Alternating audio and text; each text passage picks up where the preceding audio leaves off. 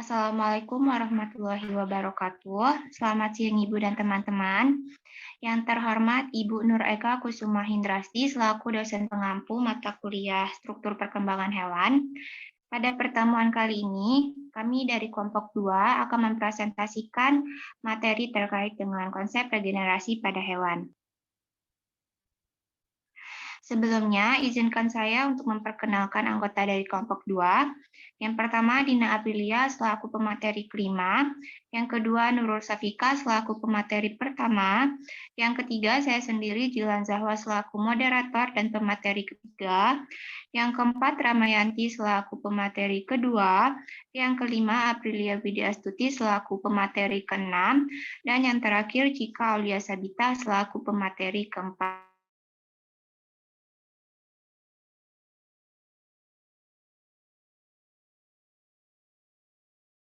Definisi regenerasi pada hewan. Yang kedua, kami membahas cara berlangsungnya regenerasi pada hewan. Yang ketiga, kami membahas regenerasi pada hewan vertebrata. Dan yang terakhir, kami membahas tipe-tipe regenerasi pada hewan vertebrata.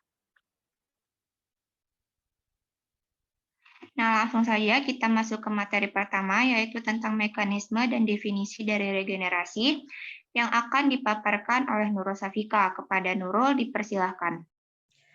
Baik, sebelumnya terima kasih kepada moderator yang telah memberikan kesempatan. Di sini saya akan menjelaskan mengenai mekanisme dan juga definisi dari regenerasi. Jadi, regenerasi ini merupakan proses memperbaiki bagian tubuh yang rusak atau lepas kembali seperti semula. Nah, jenis kerusakannya itu bervariasi. Jenis kerusakannya itu bervariasi, ada yang ringan seperti luka dan memar, ada yang sedang yang menyebabkan ujung sebagian tubuh terbuang, dan juga ada yang berat yang menyebabkan suatu bagian besar dari tubuhnya terbuang. Nah, jadi menurut Balinskaya pada tahun 1981, suatu organisme, khususnya hewan, memiliki kemampuan untuk memperbaiki struktur atau jaringan yang mengalami kerusakan akibat kecelakaan yang tidak disengaja karena kondisi natural, atau juga bisa karena kerusakan yang disengaja oleh manusia dalam keperluan penelitian atau eksperimen. Sehingga hilangnya bagian tubuh yang terjadi ini setiap saat dapat muncul kembali atau dapat tumbuh kembali. Nah, dalam proses ini, dalam kasus ini, proses ini disebut dengan regenerasi. Sedangkan menurut Adnan dan kawan-kawan pada tahun 2007, regenerasi ini merupakan suatu peristiwa yang terjadi atas beberapa tahap. Nah, jadi menurut Adnan ini ada 4 tahap, yaitu tahap penyembuhan luka, tahap penyembuhan jaringan, tahap pembentukan blastoma, dan juga tahap morfologi dan rediferensiasi. Baik, itu saja yang dapat saya sampaikan. Selanjutnya, saya kembalikan ke moderator. Baik, terima kasih Nurul yang telah memaparkan materinya. Selanjutnya yaitu materi tentang cara berlangsungnya regenerasi akan dipaparkan oleh Ramayanti. Kepada Ramayanti, dipersilahkan. Baik, terima kasih moderator. Jadi proses regenerasi dalam banyak hal mirip dengan proses perkembangan embrio. Pembelahan yang cepat dari sel-sel yang belum khusus timbullah organisasi yang kompleks dari sel-sel khusus.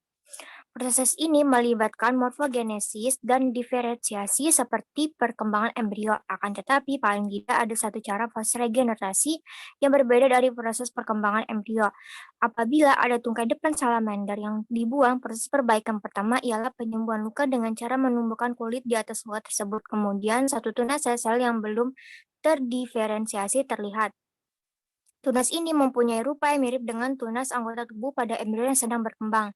Pembelahan yang cepat dari sel-sel yang belum khusus dari tunas anggota tubuh mungkin belum berasal dari dediferensiasi sel-sel khusus demikian, sebagai sel-sel otot atau sel-sel tulang rawan.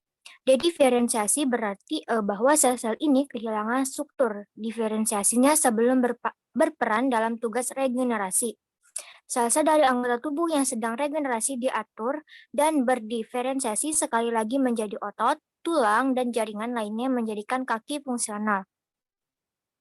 Proses regenerasi yang efektif adalah pada masa embrio hingga masa bayi. Setelah dewasa, kemampuan regenerasi ini terbatas pada sel atau jaringan tertentu saja. Namun tidak demikian dengan bangsa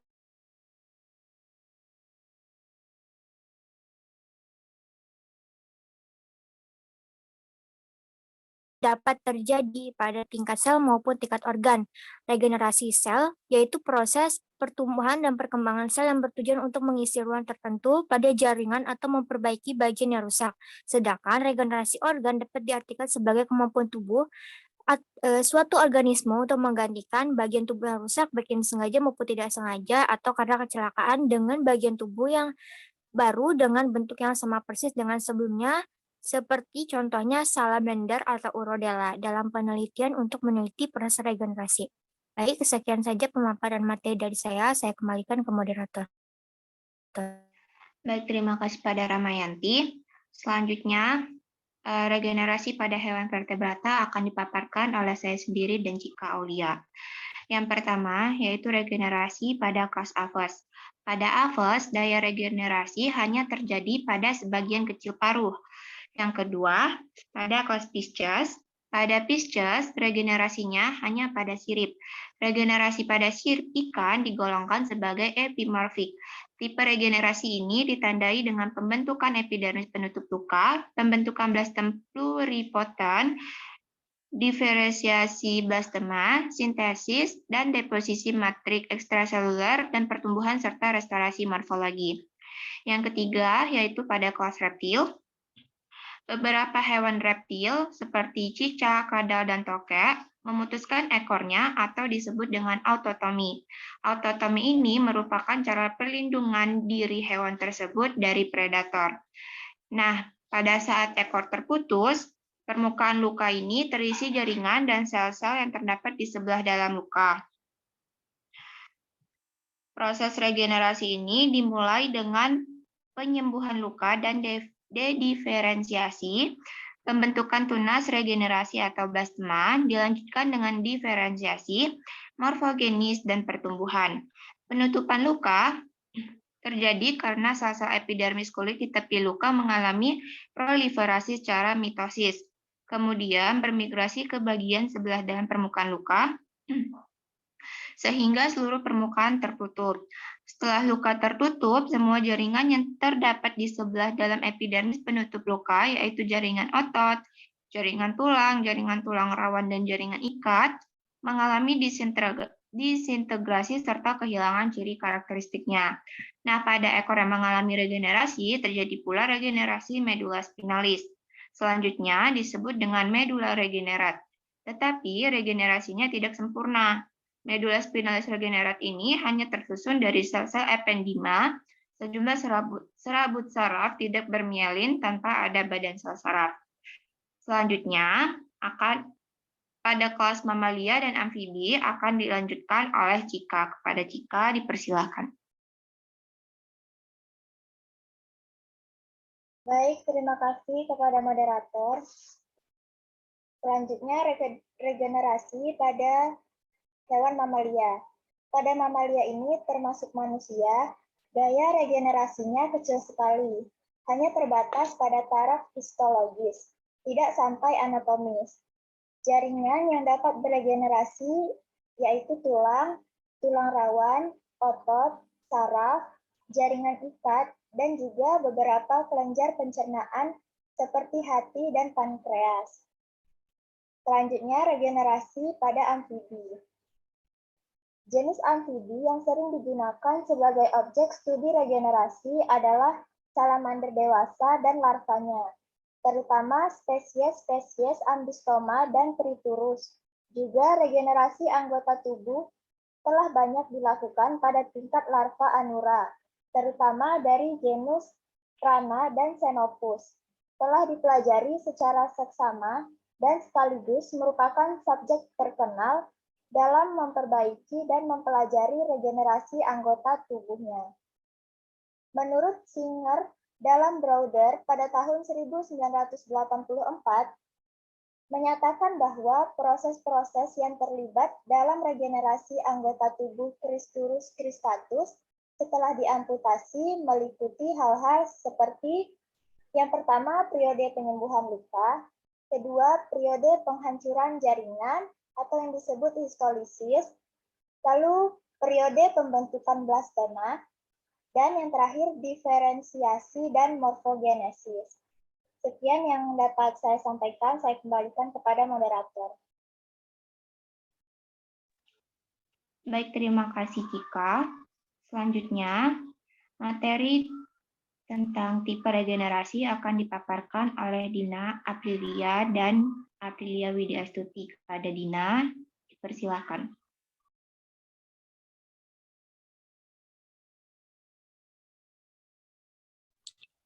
Baik, terima kasih kepada moderator. Jadi di sini tipe regenerasi menurut Lukman pada tahun 2009 ada tiga tipe regenerasi, yaitu regenerasi morfolaksi, regenerasi intermediate, dan juga regenerasi epimorfik. Nah, jadi regenerasi morfolaksis ini adalah suatu proses perbaikan yang melibatkan reorganisasi bagian tubuh yang masih tersisa untuk memulihkan kembali bagian tubuh yang hilang. Pemulihan ini yang hilang itu sepenuhnya diganti oleh jaringan lama yang masih tertinggal. Nah, selanjutnya regenerasi intermediate. Regenerasi intermediate ini melibatkan pembelahan sel tetapi mempertahankan fungsi sel yang telah terdiferensiasi. Regenerasi intermediate ini disebut juga sebagai regenerasi konservatori. Pada regenerasi ini, sel-sel itu membelah tetapi mempertahankan fungsi sel yang telah terdiferensiasi. Tipe regenerasi konservatori ini khas pada hati manusia. Baik, segitu saja yang dapat saya sampaikan. Saya kembalikan ke moderator. Baik, untuk tipe regenerasi selanjutnya akan dipaparkan oleh Aprilia. Kepada Aprilia, dipersilakan. Baik, terima kasih kepada moderator. Di sini saya akan melanjutkan materi dari Dina Aprilia tentang regenerasi epimorfik. Regenerasi epimorfik merupakan salah satu regenerasi yang melibatkan diferensiasi struktur dewasa untuk membentuk massa sel yang belum terdiferensiasi. Massa sel tersebut dikenal dengan blastema. Blastema direspirasikan membentuk struktur baru untuk menggantikan struktur yang hilang. Regenerasi epimorfik terjadi pada pergantian membran alat gerak, contohnya kaki menjadi sirip. Tanaka dan Radien tahun 2011. Lalu ada penambahan dari Sousa tahun 2011. Ia mengatakan bahwa regenerasi epimorfik adalah proses yang mengarah ke pergantian organ atau jaringan yang disebabkan oleh cedera atau amputasi, ditandai dengan pembentukan struktur sementara yang disebut blastema. Blastema ini berperan penting dalam proses regenerasi dan terdiri dari sebuah kumpulan proliferatif sel yang bertanggung jawab untuk pemulihan jaringan yang hilang. Baik, sekian yang dapat saya sampaikan. Saya kembalikan ke moderator. Baik, terima kasih kepada Aprilia. Cukup sekian presentasi kami dari kelompok 2. Mohon maaf apabila ada kekurangan dan kesalahan. Untuk sesi tanya jawab akan dilanjutkan di Google Classroom. Saya tutup dengan wassalamualaikum warahmatullahi wabarakatuh.